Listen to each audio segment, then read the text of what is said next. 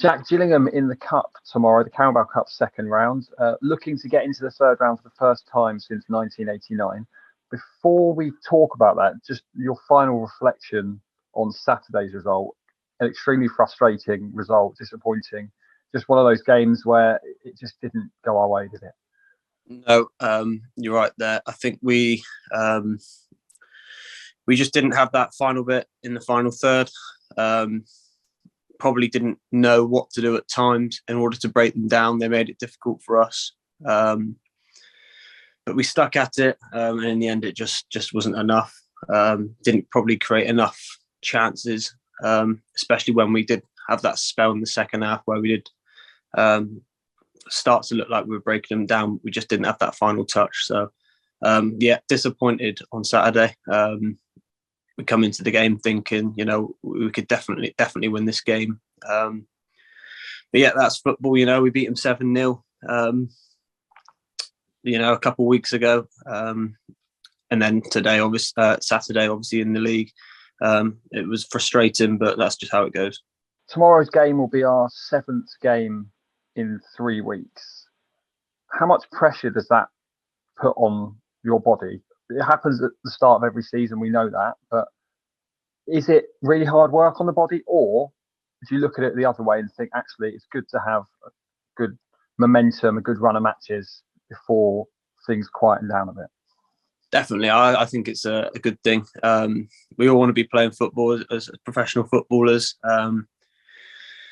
We go into games always wanting to play and kind of not wanting that rest, and especially after a lost Saturday, it's a perfect opportunity to make it right, and that'll be obviously winning and getting through to the next round. So maybe back end of the year and next season, we'll be wanting a little bit more of a break between games, but I don't think we can complain in that sense because we want to be ticking the games off, and because we're in such a good place as a team at the moment. Granted, on Saturday we didn't get the result, but as a team we're in a good place, so we just want the next game to come. Just talking about your own personal form for a minute, you've had quite a run in the team, both the start of this season and the back end of last season. How much do you credit your personal form with that loan spell at Torquay in the first half of last season? Because I think you really needed that after your injury.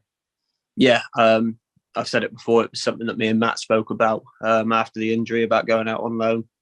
And it needed to be done because I'd missed too many games and so much game time that there was no way I was in probably the best position to be coming back into a winning team with ourselves and being able to play, because we had players in such good form with Jake Caprice and Josh Key.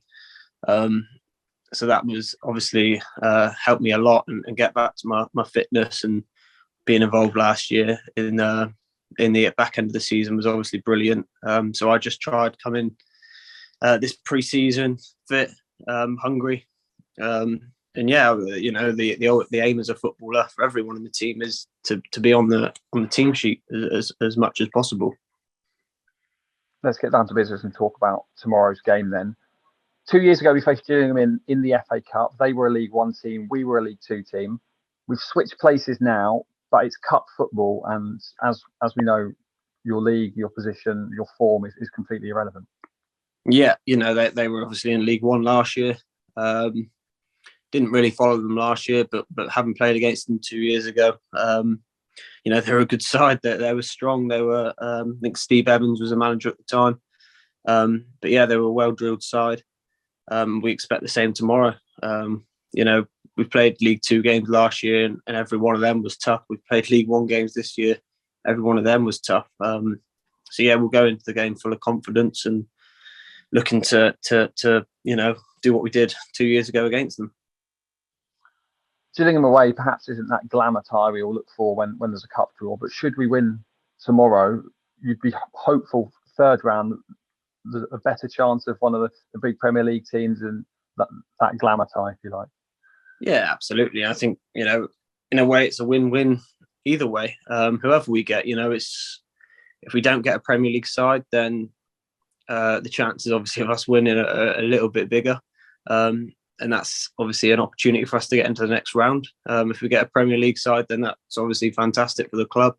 and a good occasion for our fans. So I don't think we'll be looking into that too much going into the game, maybe after, depending on the result.